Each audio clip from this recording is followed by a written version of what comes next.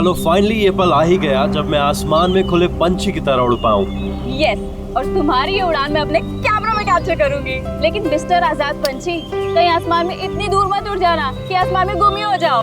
Don't worry madam, वैसे भी अगर रोनी जी आसमान में गायब हो भी गए ना तो वापस तो जमीन भी आना पड़ेगा ना। उड़ान भरने से पहले ही आप नीचे आने की बात कर रहे हो। चलो, हो गई तैयारी? All the best.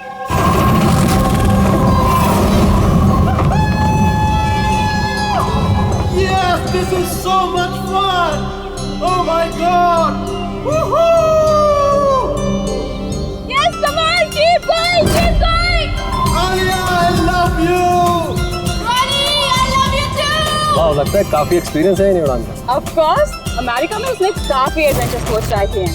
पंजी jumping, paragliding and what not. बस इंडिया में कभी कुछ ट्राई नहीं किया था। और अब जब इंडिया में आए ही हैं हॉलिडे के लिए, तो क्यों ना कुछ ट्राई करें?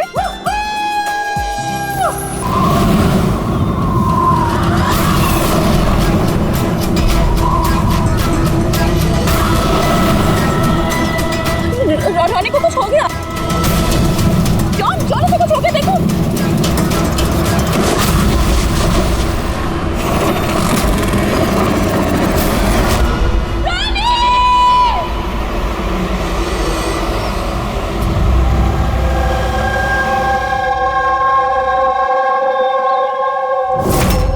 मैं और रोनी तो यहाँ हॉलिडे मनाने आए थे। मुझे क्या पता था कि ये रोनी का आखिरी दिन साबित होगा। आलिया, हम जानते हैं ये घड़ी तुम्हारे लिए मुश्किल है, मगर प्लीज हिम्मत से काम लो। अब मैं न्यूयॉर्क जाके उसके डैड को क्या जवाब दूंगी कि मैं आई तो उसके साथ थी, लेकिन लौट अकेले रही हूँ। आपको किसी पे शक है? कौन मार सकता है रोनी को? सर, रोनी को कोई क्यों मारेगा? हम तो यहाँ किसी को जानते तक नहीं। कहीं ऐसा तो नहीं कि इसका कोई दुश्मन अमेरिका से इसका पीछा करते हुए यहाँ तक आ गया? नहीं सर, रोनी का कोई दुश्मन नहीं था। He was such a lively person, सब उसको पसंद करते थे। तो तुम्हारा कहना है कि यहाँ पे इंडिया में कोई रिश्तेदार, कोई दोस्त, कोई परिवार वगैरह नहीं है यहाँ पे? ये देश हमारे लिए अजनबी है सर। सब कुछ ना इन पैराग्लाइडिंग वालों ने किया है। Please sir, arrest them. आप हमें दोष मत दीजिए, रोजी रोटी है हमारी, हम क्यों मारेंगे किसी टूरिस्ट को? तो किसने मारा रोनी को फिर? सर ये मुझे भी समझ में नहीं आ रहा है, 3000 फीट की ऊंचाई से गोली कैसे चली, किसने चलाई? तो रोनी 3000 फीट की ऊंचाई पे उड़ रहा था। हाँ सर, और मैंने खुद गियर चेक किया था, कोई भी खतरनाक चीज नहीं थी उसके अंदर। और उसके आसपास किसी को उड़ते हुए देखा आसपास? नहीं सर, कोई भी नहीं था। आसमान एकदम साफ था, रेडियस भी क्लियर था और वो अपनी उड़ान एंजॉय भी कर रहे थे। पर सडन पता नहीं क्या हुआ, एकदम से धड़ाम से नीचे आके गिर गए। जो घाव है ना, तो ऐसा लगता है कि काफी दूर से गोली चली है, शायद किसी राइफल से। हाँ, राइफल ही होगी, क्योंकि जिस हाइट पे ये उड़ान भर रहा था वहां से तो कोई शार्प शूटर ही गोली चला सकता किसी राइफल से। जॉन,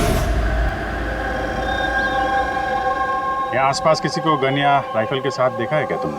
यहाँ पर गन लेना अलाउ नहीं है। आप असली गन की बात कर रहे हैं, वो दिवाली वाली पटाखे की बंदूक भी नहीं ला सकता कोई। आप लोगों ने देखा यहाँ पर किसी को? नहीं मैम, नहीं तो नहीं देखा। नहीं मैम।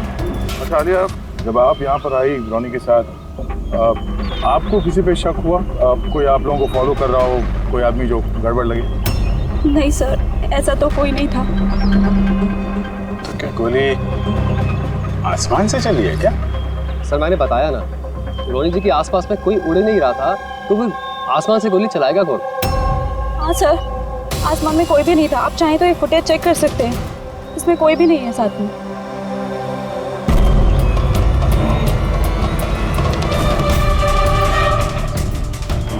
फुटेज में तो रोनी के आसपास दूर दूर तक कोई दिख नहीं रहा। सर जमीन से नीचे से ऊपर किसी ने गोली नहीं चलाई। ये कह रहे हैं कि जब वो ऊपर उड़ा था तो कोई उसके आसपास नहीं था, तो ऊपर से भी गोली नहीं चला सकता। ये बताइए, ये गोली चली तो चली कहाँ से और किसने चलाई? कमाल है यार, इसका कोई दुश्मन नहीं है तो फिर इसको मारने के लिए इतनी प्लानिंग कौन करेगा? एक टेढ़ा केस लग रहा है। तो किसी टेढ़े आदमी को भेज देते हैं टेढ़े सबूत, शायद उसे कुछ पता चल जाए।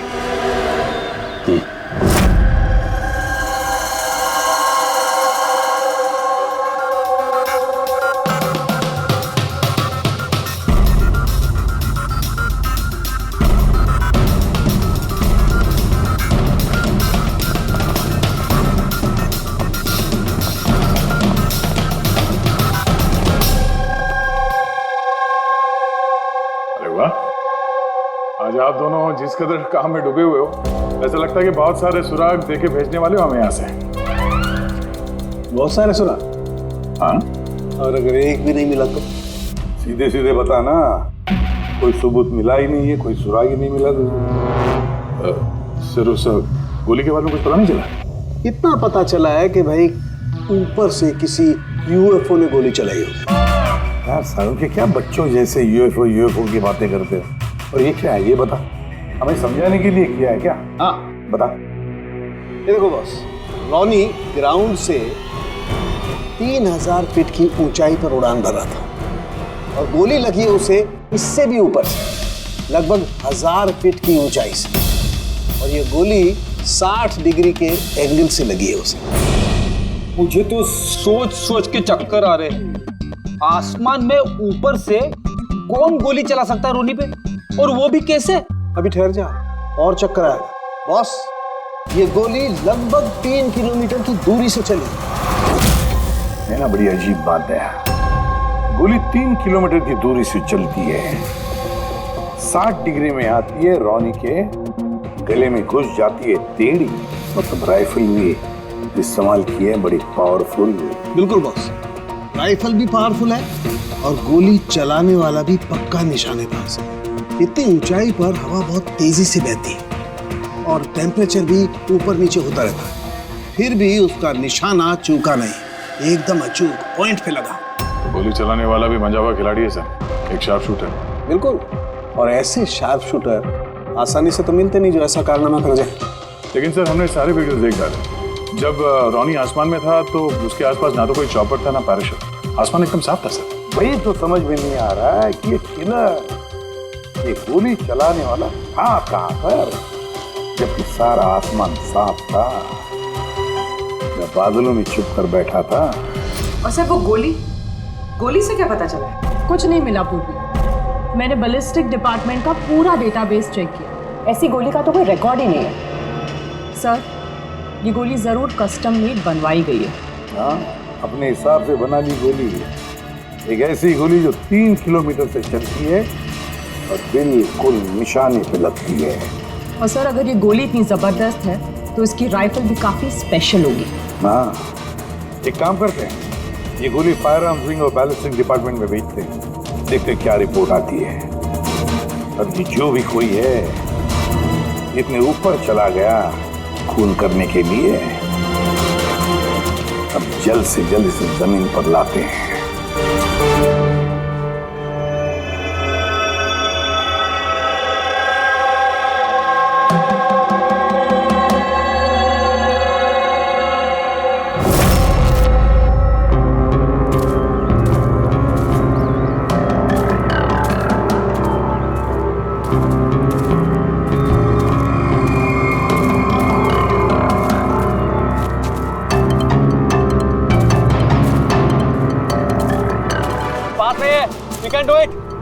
यार गुरु, अब और नहीं चढ़ सकता, बहुत थक चुका हूं मैं। बस नवीन, ज्यादा दूर नहीं है, 3000 फीट चढ़ चुके हैं, पास ही में। We can do it, come on.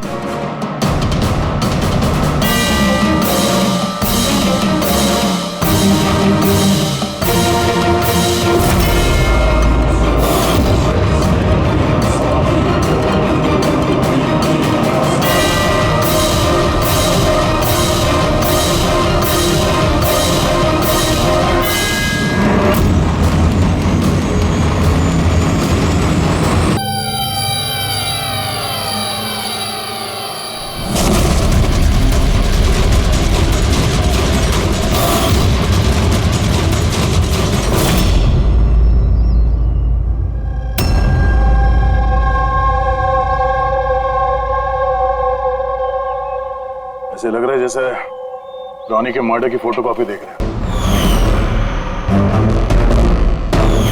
3000 feet की ऊंचाई पे ठीक वैसे ही गोली मारी है सर के पीछे। इसको भी ऊपर से मारी। क्या आप लोग जब ट्रेकिंग कर रहे थे तो ये हितेन के पीछे भी कोई था क्या? नहीं सर, हितेन ही सबसे पीछे था सर। सर ये देखिए फुटेज। सर ये वही जगह है जहाँ पे ये सब कुछ हुआ। कमाल है। पीछे तो सिर्फ खुला आसमान है, ऐसी कोई जगह दिख ही नहीं रही जहां से गोली चलाई जा सके। तो इसे गोली कहां से लगी? दोनों केसेस में पता नहीं चल रहा है कि गोली चली कहां से है। सर एकदम सही कह रहे हैं, आसमान से कोई कौवा या कबूतर थोड़ी गोली चलाएगा। ये गोली चली तो चली कहां से? और ये दोनों गोलियां 24 घंटे के अंदर अंदर चली। मुझे लगता है इन दोनों केसेस का आपस में कोई ना कोई कनेक्शन तो है। तो ये हितेन काम क्या करता था? सर वो कॉलेज स्टूडेंट था सर, मुंबई ग्रेजुएशन करने आया था सर। ट्रैकिंग का बहुत शौक था उसको। जी समझ में नहीं आ रहा, कोई एक कॉलेज स्टूडेंट को मारने के लिए इतनी प्लानिंग क्यों करेगा? ये तो पहले रॉनी और अब ये हितेन। इससे पहले कि आसमान से चलने वाली गोली का कोई तीसरा शिकार हो जाए, इस खूनी तक पहुंचना होगा जल्दी से जल्दी। पिछले 24 घंटों में 2 खून हुए हैं, दोनों जवान बच्चे, और दोनों को मारने का तरीका भी क्या हाई प्रोफाइल। सर दोनों की मौत हुई है एडवेंचर स्पोर्ट्स करते हुए, जमीन से हजारों फीट ऊपर मारा है सर। और ऐसा सोचने वाली बात है कि खूनी ने ये एडवेंचर स्पोर्ट वाला समय ही क्यों चुना इनको मारने के लिए? वो तो उन्हें कभी भी मार सकता था। इतनी लंबी प्लानिंग 2 बच्चों को मारने के लिए। सिर्फ प्लानिंग ही लंबी नहीं दया, गन भी लंबी। ये ऐसी, ये कौन सी राइफल है सर? ये है TX-65, रशियन गन है बॉस, लॉन्ग रेंज। ऐसी गन से मारा गया हो। सालुंके साहब, क्या इस गन से 3 किलोमीटर दूर निशाना लगाया जा सकता है? आप रेडी? शूटिंग रेंज में ट्राई करके देख लिया है, इसकी रेंज 3 किलोमीटर से ऊपर ही है। ऐसी गन तो आर्मी वालों के पास या फिर आतंकवादियों के पास ही मिलेगी। बिल्कुल बॉस, और इसीलिए मुझे लगता है कि ये सिर्फ मर्डर का मामला नहीं है, कोई बहुत बड़ा गुनाह होने वाला है, लार्ज स्केल पर। दया सर, काम करो, दिल्ली में जाओ इंडियन इंटेलिजेंस विंग में, और पता लगाओ कि ये ऐसी गन किसके हाथ लगी थी और कैसे।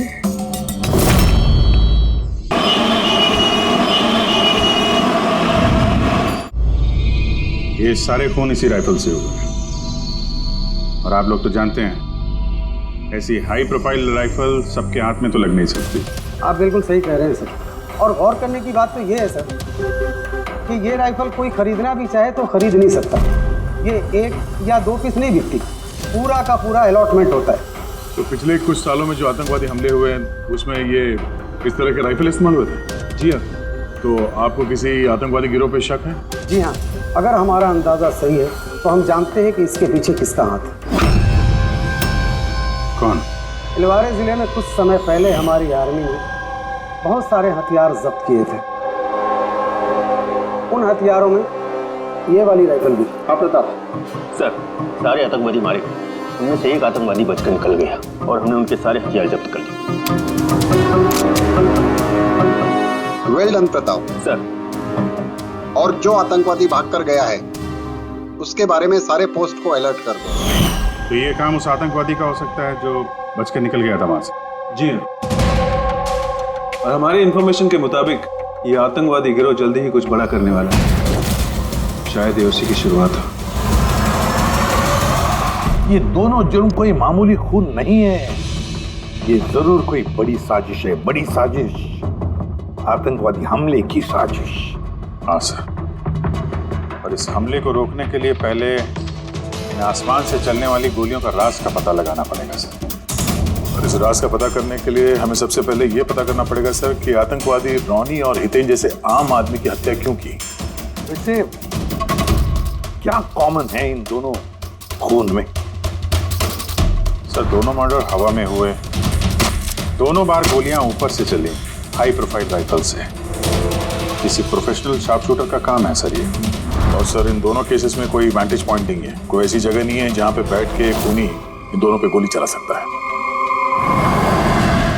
वैंटेज पॉइंट, वैंटेज पॉइंट, यही तो वजह नहीं हो सकती है? तो आप कहना चाह रहे हैं सर कि खूनी के पास कोई जगह नहीं थी बैठ के गोली चलाने की, और उसे ये पक्का करना था कि उसका टारगेट छूटे ना, उससे कोई चूक ना हो, इसलिए वो इन दोनों पे प्रैक्टिस कर रहा था। Exactly Abhijeet, exactly. वो निशानेबाजी की प्रैक्टिस कर रहा था। मतलब सर उसका असली टारगेट कोई और है? सर अगर कोई वैंटेज पॉइंट था ही नहीं तो फिर वो हवा में गोलियां कहां से चला रहा था? पंकज, तुम्हारे इस सवाल का जवाब तुम्हारे इस सवाल में ही है। ये बताओ कि हाँ, मेरा मतलब है इंसान हवा में कैसे उड़ता है बिना पंखों के? सर एरोप्लेन से या फिर हेलीकॉप्टर से? बस तुम्हारा जवाब मिल गया। लेकिन सर वहाँ क्राइम सीन पे ऊपर आसमान में कोई चॉपर तो उड़ नहीं रहा था, ना ही कोई केबल कार थी वहां पे। दया कुछ और होगा, कुछ और होगा। अभिजीत, मैप निकालो। वहां उस पैराग्लाइडिंग और माउंटेनियरिंग कैंप के आसपास देखो। मेरा मतलब है, ऐसा कुछ है क्या जहां से आदमी हवा में उड़ सके? जंगल है और हाँ, ये 2 हॉट एयर बैलून रेंजेस भी हैं। सर देखो, जहां पर खून है उसके आसपास कितने रेडियस में है ये? सर ये दोनों 60 किलोमीटर के रेडियस में है। एक बात तो पक्की हो गई, खूनी वहां पर उस हॉट एयर बलून में बैठा था और वहीं से उसने गोली चलाई 3 किलोमीटर की दूरी पे। सर अगर किसी को हॉट एयर बैलून की सवारी करनी है तो पहले से बुकिंग करनी पड़ती है, कोई ऐसे ही नहीं जा सकता।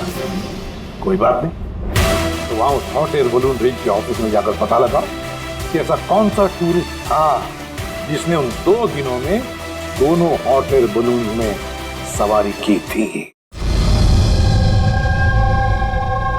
ये टोटल 12 लोगों की लिस्ट है जो उस दिन हॉट एयर बैलून में बैठे थे। कुछ लोग अलग बैठे थे और कुछ लोग ग्रुप बना के बैठे थे। तुम्हें कुछ याद है कि इनमें से कितने लोगों के पास कोई सामान या कोई बैग्स थे? या फिर कोई बदमाश जैसा दिख रहा हो? नहीं, बदमाश तो कोई नहीं लग रहा था, लेकिन एक बूढ़ी आंटी थी जिन्होंने बैकपैक रखे हुए थे और वो चश्मा और टोपी भी लगाई हुई थी। हाँ, हम भी हैरान थे कि इस उम्र में ऐसी ट्रैवलिंग का जज्बा।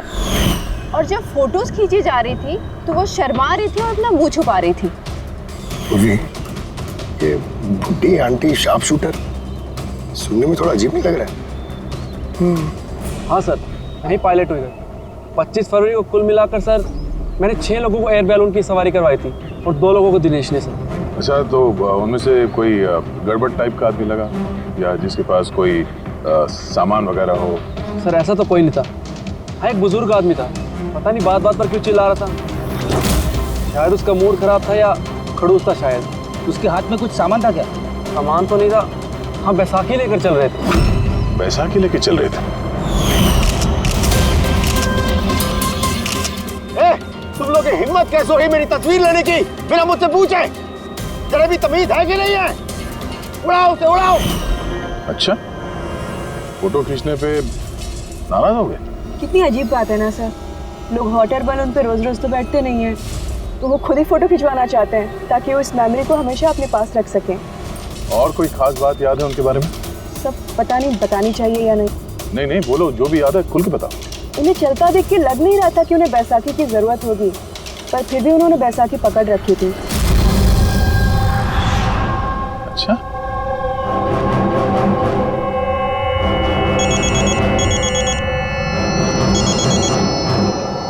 हाँ सर। अपूर्वी, कुछ मालूम पड़ा? सर यहाँ पर एक बूढ़ी औरत आई थी और उसके हाथ में एक बैकपैक भी था और हाँ, फोटो खिंचवाने से भी एतराज कर रहे थे। अच्छा, यहाँ भी एक बूढ़ा आदमी आया था हॉट एयर बलून में बैसाखी लेके और उसे भी फोटो खिंचवाने से परहेज था। सर कहीं ये बूढ़ा आदमी और ये बूढ़ी औरत एक ही इंसान तो नहीं है? एग्जैक्टली, वही शार्प शूटर। उसके बैग में और इसके बैसाखी में वो राइफल था जिससे ये खून हुआ है। और सर दोनों दिन ये ऊपर अकेला ही गया होगा, क्योंकि अगर किसी और टूरिस्ट के साथ जाता तो फिर राइफल सेट करने में और निशाना साधने में काफी मुश्किल हो जाते। नहीं पूरी, मुझे लगता है वो अकेला तो नहीं गया होगा। मतलब हॉट एयर बलून चलाना और साथ में ये राइफल भी चलाना, दोनों काम एक साथ करना जरा मुश्किल है। इस हॉट एयर बलून का पायलट भी होगा साथ में। मतलब सर इस जुर्म में पायलट भी मिले हुए हैं? यस, एक काम करो, उस पायलट को पकड़ो जल्दी। उस दिन उस बूढ़ी औरत को ऊपर बलून में कौन ले गया था? पायलट कौन था? संजीव था।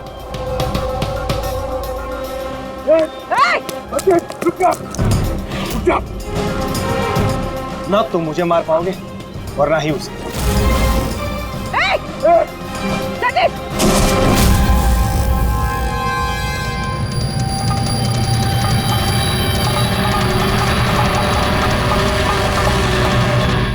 ये तो अपनी जान देने के लिए तैयार था। ये कोई छोटे मोटे मर्डर्स नहीं है पंकज, कोई बहुत बड़ा मिशन है जिसे अगर जल्द से जल्द नहीं रोका गया तो कुछ बहुत बुरा हो सकता है। अच्छा गीता, 24 फरवरी को जो आदमी ग्रुप में नहीं जाना चाहता था, अकेले जाना चाहता था, उसका पायलट कौन था? कौन लेकर? सोलो ट्रैवलर को तो दिनेश लेकर गया था। कमाल है दिनेश, इतनी देर से चुप बैठे हो, कुछ बोल ही नहीं रहे हो। तुम लोग मुझे पकड़ नहीं पाओगे।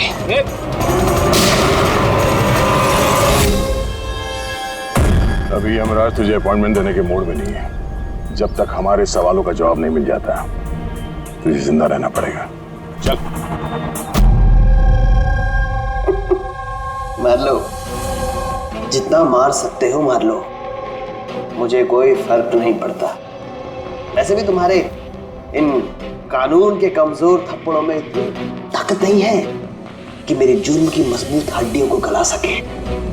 मुझे तुम्हारे साथ जोर जबरदस्ती करना होता तो उसके लिए तो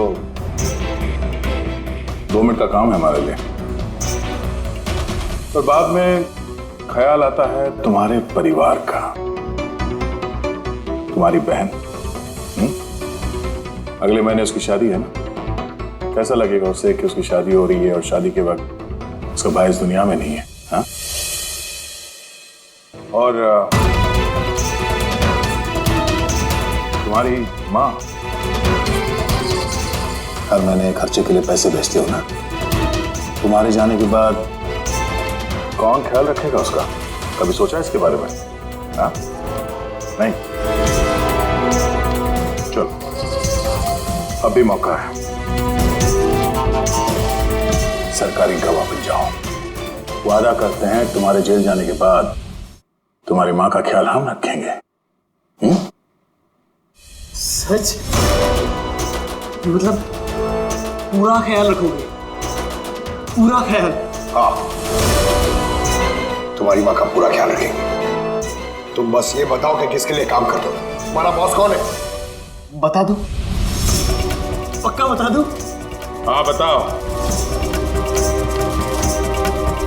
मैं जिसके लिए काम करता हूं ना, मेरा बॉस है सर, उसका नाम है एसीपी प्रद्युम्न।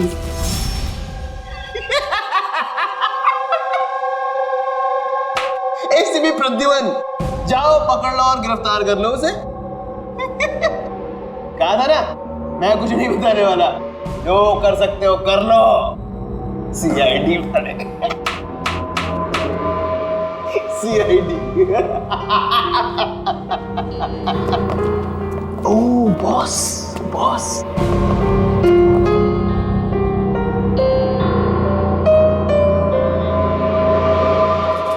कोई बात नहीं, कुछ मत बताना। अब हम ना तुमसे कुछ पूछेंगे, कुछ बताने के लिए तुम पर जोर जबरदस्ती करेंगे, कुछ नहीं, सिर्फ एक करेंगे, हम तुम्हें सोने नहीं देंगे। सोने नहीं देंगे? वैसे भी मैं अगर जागता रहा तो मैं कुछ बताने नहीं वाला हूं आप लोगों को। कोई जरूरत नहीं, कुछ मत बताओ, पर सोने नहीं देंगे तुम्हें। ओके? यार दया, मैंने तो सुना है कि आदमी खाने पीने के बगैर तो काफी दिनों तक सरवाइव कर सकता है, लेकिन सोए भी नहीं। कितना तड़पेगा ये बेचारा, बड़ी बुरी मौत मरेगा, मुझसे तो देखा नहीं जाएगा।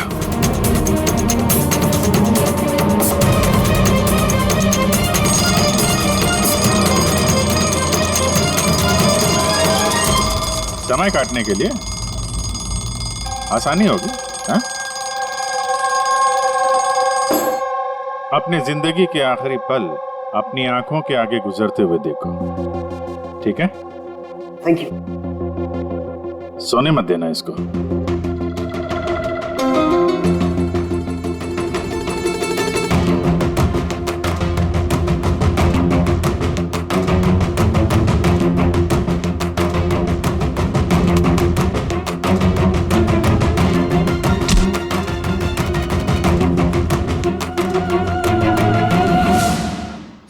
Ready sir. अरे कहाँ हो यार?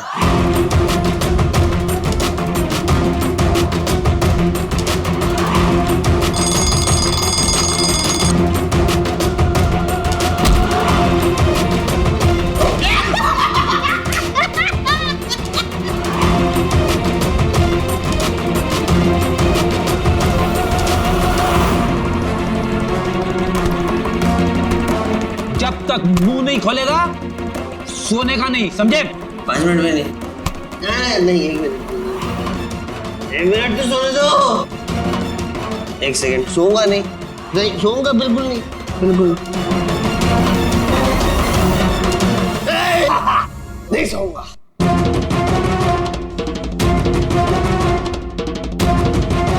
बस अब टूटने वाला ही है।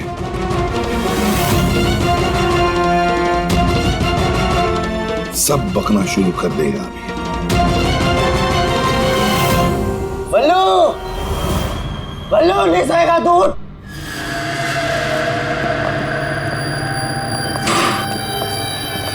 क्या सोना चाहता है? तो सोने देंगे ना भाई, क्या प्रॉब्लम है? चलो हम सोने देंगे तुम्हें। खाली ये बताओ कि तुम्हारे गिरोह का प्लान क्या है? हाँ बता दो। मेरा नाम दिनेश नहीं है। मेरा नाम मेरा नाम बल्लू है। दिनेश नहीं है मेरा नाम। और मुझे स्पेशली इसी मिशन के लिए तैयार किया गया था। और जो मर्डर हुए थे ना, वो प्रैक्टिस थी। हमारा असली मिशन है उसको मारना। और क्या नाम है उसका? Steve Mulder. स्टीव मल्डर, वो इंटरनेशनल पीस मीडिएटर, शांति दूत जो हमारे देश आया है, दुश्मन देशों के बीचों शांति का करार करवाता है, आतंकवाद बंद करने के लिए। किसी भी हम नहीं चाहते कि आतंकवाद कभी रुके। और स्टीव मल्डर तो मरेगा, तुम लोग कुछ नहीं कर सकते।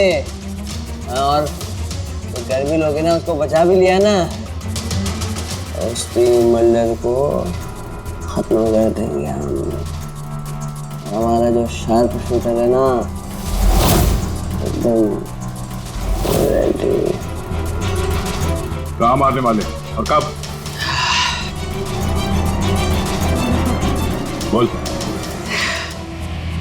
वो जब कॉन्फ्रेंस में भाषण दे रहा होगा ना, वो सबसे सही वही सबसे सही समय वही सबसे सही समय होगा, क्योंकि उस समय उसके आसपास सिक्योरिटी वाले नहीं होंगे। और जो कॉन्फ्रेंस है ना, ये बिल्डिंग की छत पे है, तो हॉट एयर बैलून पे हमारा शार्प शूटर जाएगा, वहीं गोली मारेगा। कॉन्फ्रेंस 1 घंटे में चालू होने वाला है, अभी जल्द से जल्द पहुंचना होगा। अरे तुम लोग कितनी कोशिश कर लो, नहीं बचा पाओगे उसे। और हाँ, अगर तुम लोगों ने बचा भी दिया ना, तो हम दोबारा प्लान बनाएंगे, दोबारा मार देंगे। कौन मारेगा? कैसा दिखता है वो? अरे मैंने उसकी शक्ल नहीं देखी अभी तक। जब भी आता है भेज बदल के आता है। तुम लोग क्या उसमें पकड़ोगे? हॉस्पिटल ले जाओ जल्दी।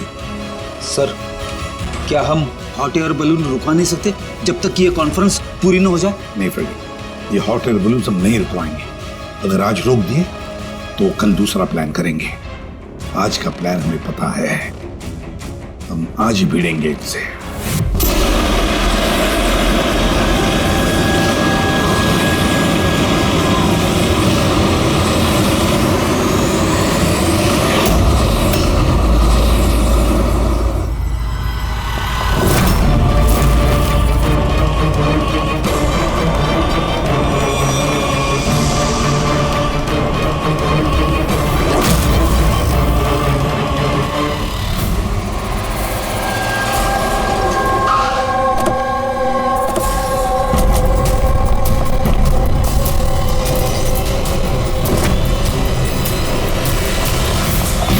CID, मिस्टर स्टीव मर्डर का है। ऊपर कॉन्फ्रेंस में।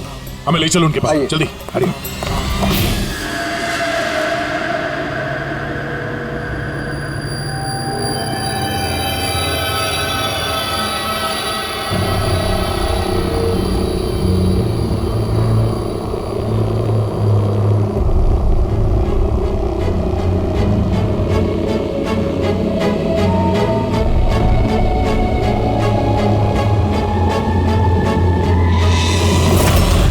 यहाँ पे 4 बलून है, 2 हवा में है और 2 रेडी हो रहे हैं उड़ने के लिए। मेरे सामने जो बलून है सर,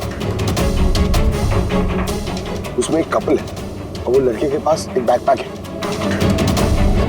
नजर रखो उन पे, कौन कौन आ रहा है, कौन कौन जा रहा है, सब पे ध्यान रखना। ओके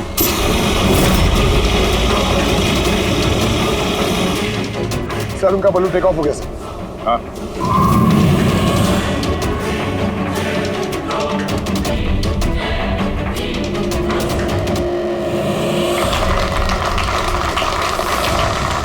इस दुनिया में टेररिज्म क्यों है, ये क्वेश्चन बहुत जरूरी है।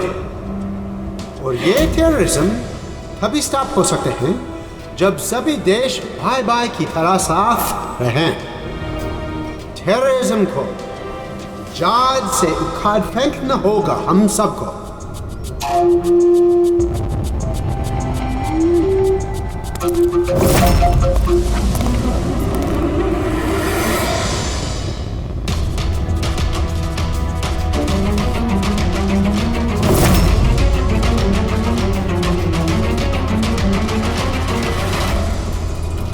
दो म्यूजिशियन है उड़ने की तैयारी में।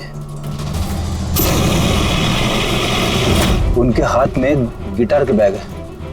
अब ये बताना मुश्किल है कि अंदर गिटार है या गन।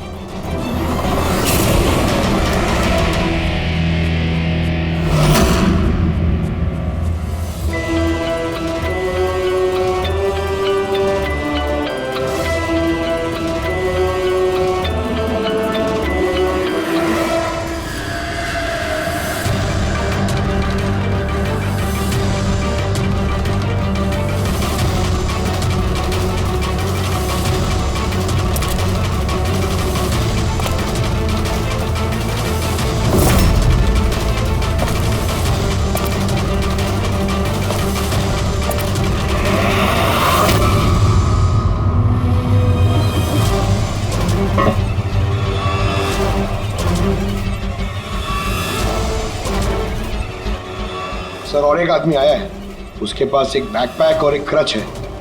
वेट करते हैं।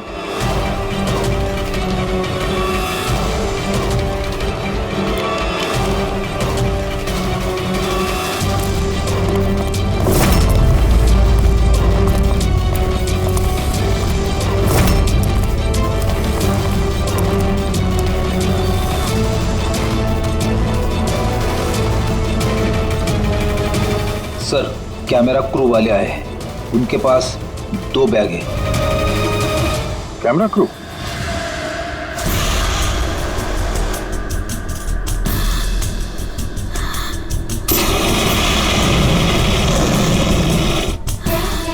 उन्हें नजरों से ओझल होने मत देना। नजर रखो उन पे।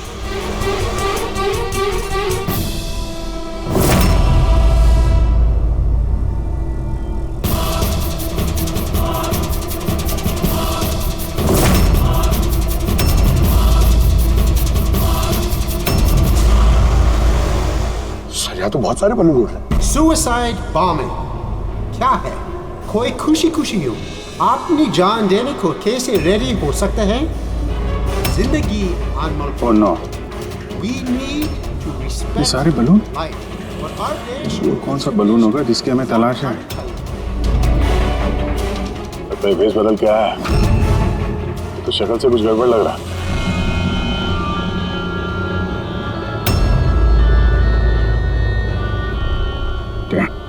गिटार वाले पे नजर रखो। अपनी गलतियों से सीखना चाहिए हमें, ताकि World War I और World War II जैसे ये तो गिटार है। चल क्या रहा है ये? ऊपर जाके ये लोग म्यूजिक बजाने वाले हैं क्या? बाकी तो सारे बलून्स निकल गए, एक रह गया। मतलब सर इस बलून में हमारा sharp shooter. Wait and watch. मतलब सर इस बलून ने हमारा शार्प शूटर। ये अपनी जगह से हिल नहीं रहा है। Camera crew. सर ये कहाँ गायब हो गया?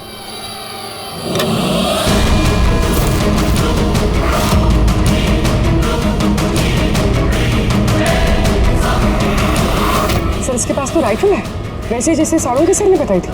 अभिजीत,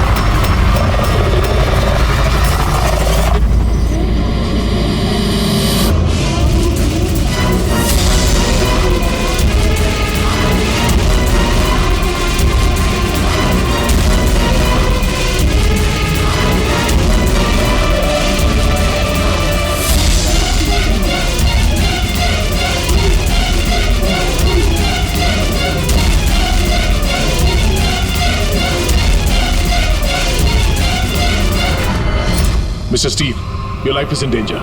आपकी जान को खतरा है। आप क्या करें? We have a plan.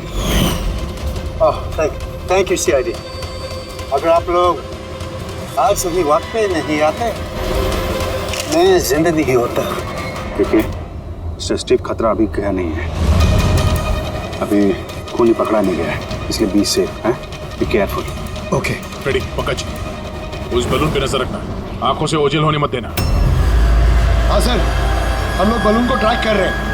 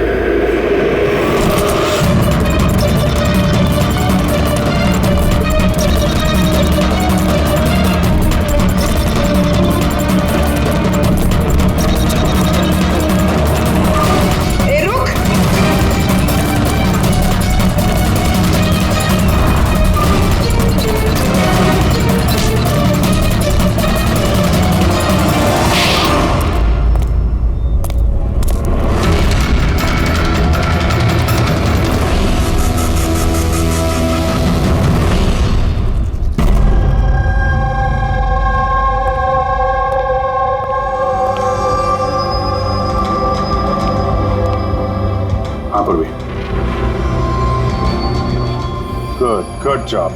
Congrats. पकड़ गया killer, Mr. Abhijit? Yes, Mr. Steve, we got you. Yes. Well done. Well done. CID बरसों से इस देश की सेवा कर रहे हैं और आज एक बार फिर आपने एक खतरनाक टेररिस्ट को पकड़ लिया है। अभी वो पकड़ा गया है, बहुत जल्द हम उसके पूरे ग्रुप को पकड़ लेंगे। Mister Steve, we are very proud of you. आप जैसे लोगों की दुनिया को जरूरत है, जो आप जैसे साहसी हैं और नेक हो।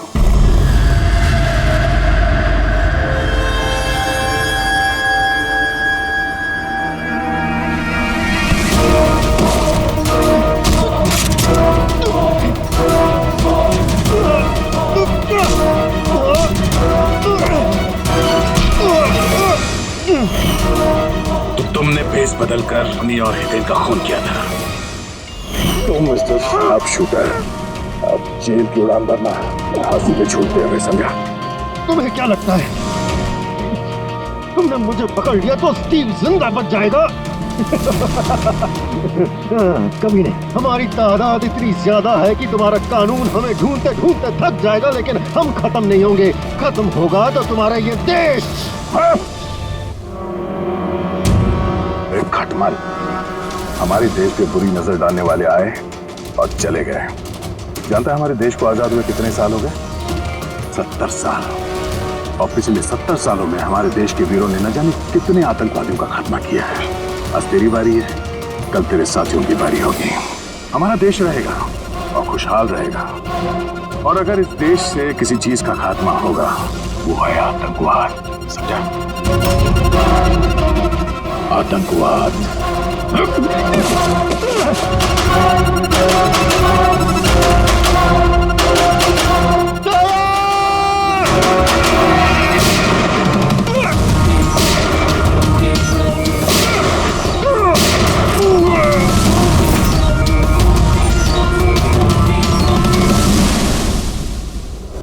आतंकवादी पीठ पे ही गोली मारोगे?